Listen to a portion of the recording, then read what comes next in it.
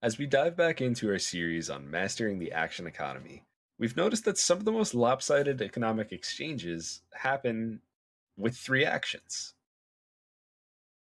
That's not what the script says, Josh. It's not three actions. We're talking about reactions.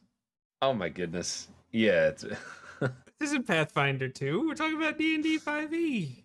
Oh gosh, no. Yeah, no, we wouldn't talk about Pathfinder 2 Not that there's here. anything wrong with Pathfinder. We love all ttrpgs. I mean, we've Yeah. even explored. What's the dog one?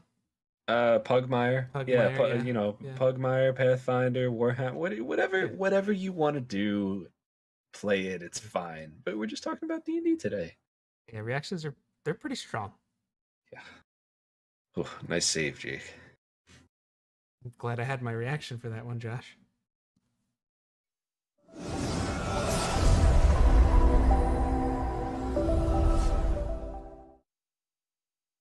How's it going, everybody? Welcome back to this week's J&J Tabletop video. As always, I'm Jake, and I am joined by Josh. And yeah, we're talking about reactions. Some of the most common things you can do with your action. We can deal damage. We can cancel actions entirely. And then there are some creative combinations that maybe can do both if you're not careful. That's not the word or exchange I'm looking for, but nonetheless, there's really cool things you can do with your reaction.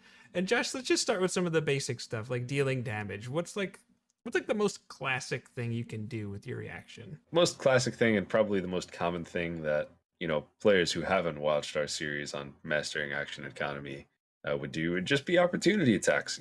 That's the main one that comes to mind. You always try to set yourself up so anytime somebody leaves your reach, you can give them a little psh, little psh, React to this, nerd.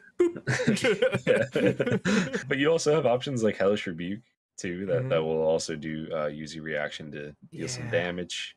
Yeah, I mean, that's baked right into playing a tiefling, actually, and you get to upcast it at second level. I think it comes online at level 3. I didn't look it up. If I'm wrong, you can react to that by going to the comment section and typing in Jake is a doofus. I don't know, whatever you want.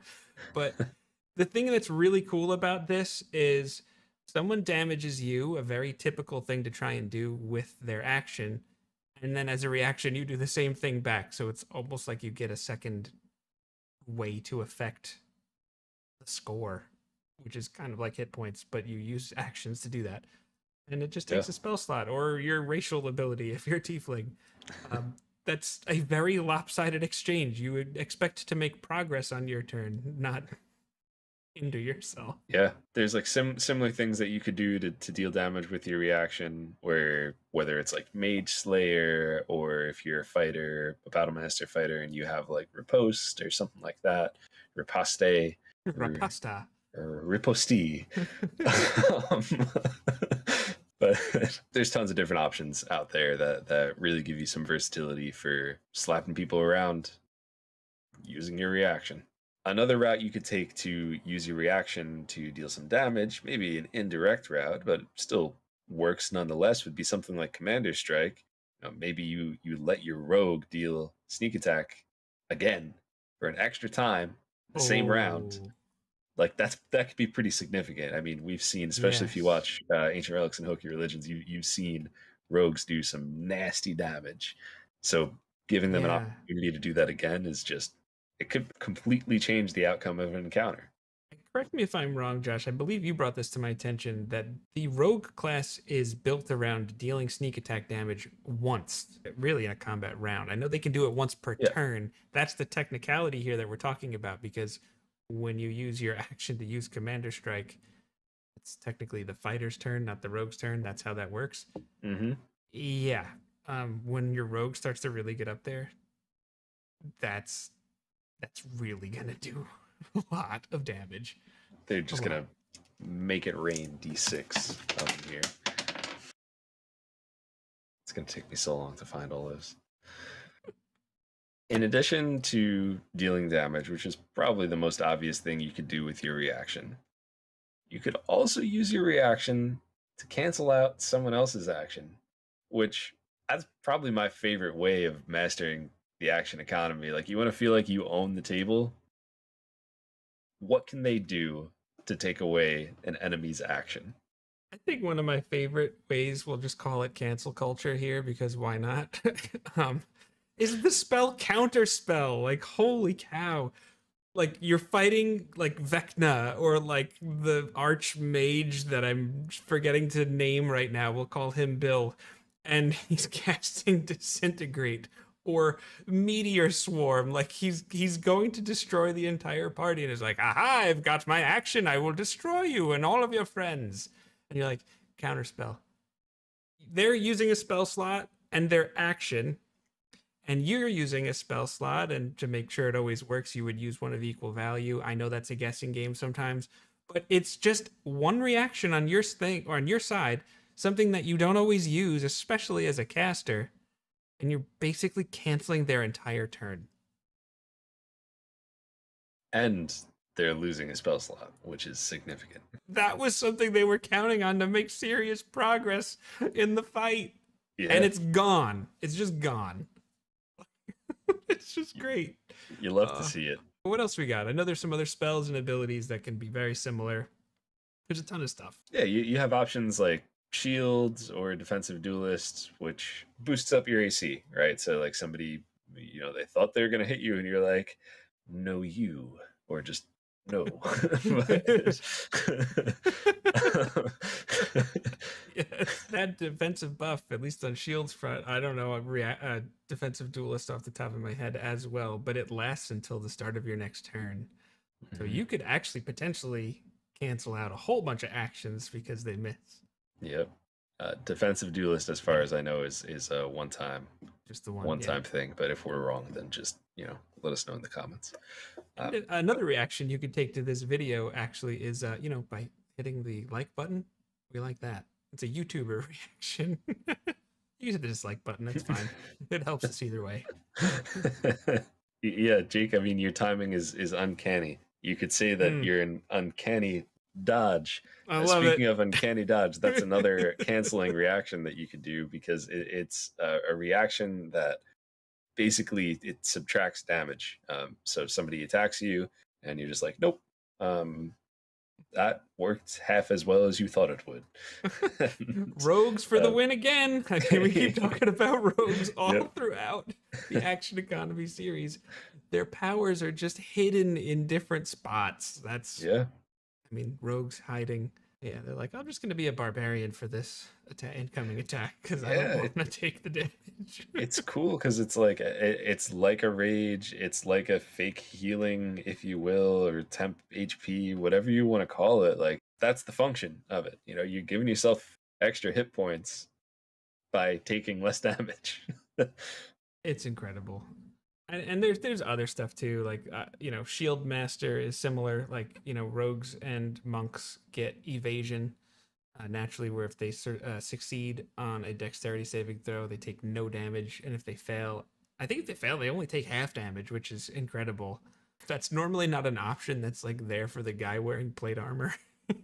But if you have a shield and you have Shield Master, you can do the same thing by using your reaction, which is awesome. And there's a whole bunch of stuff. Like, fighters get fighting styles, battle maneuvers.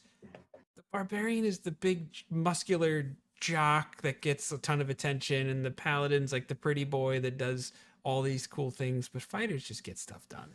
They're not vanilla. No. They're the OG. Okay, Josh, we've talked about dealing damage. We've talked about canceling actions and things just all together so far. There is at least one creative combo that actually can do both, and you've got some experience with that. So why don't you tell us about Sir Marcus of House Winterburn, Dragon of Ice Fire Peak playthrough? Sure.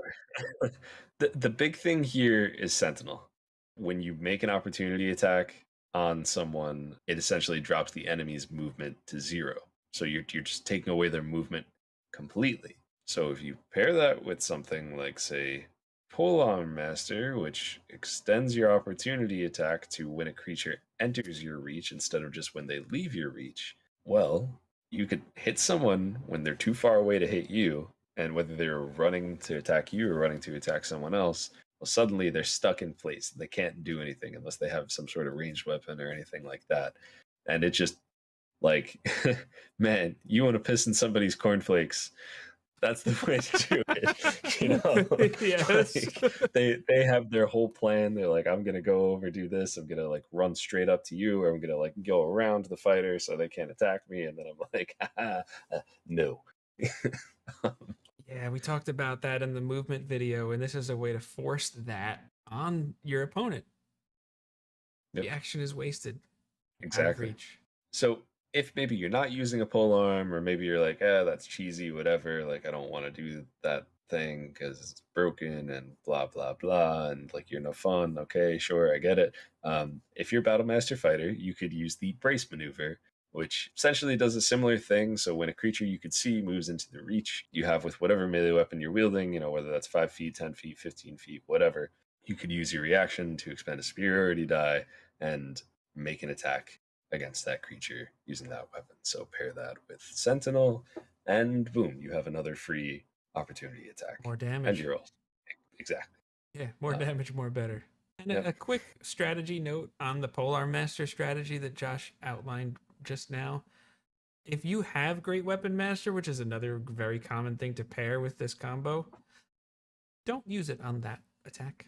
Make sure you hit, because the value is in making sure they can't get to you is a little more valuable than the damage. When it's your turn, beat the crap out of them if you want. But that's Yeah, where the real value is, stopping them from being able to hit anyone. completely agree. I'm pretty sure I've made myself clear my opinion on strategies and combat. But when it's your turn, your job is to destroy the enemy to take their actions away. But when it's not your turn, if you could find a way to position yourself so that you could still take their actions away, do it. They can't make progress, they can't win. Mm-hmm. That's how it is.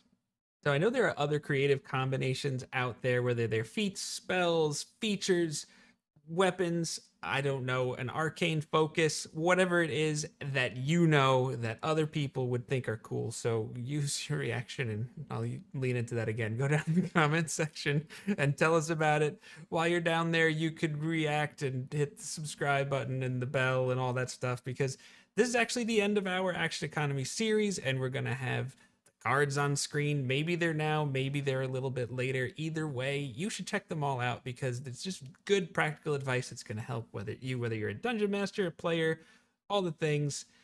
And yeah, that's the video. That's the So, video.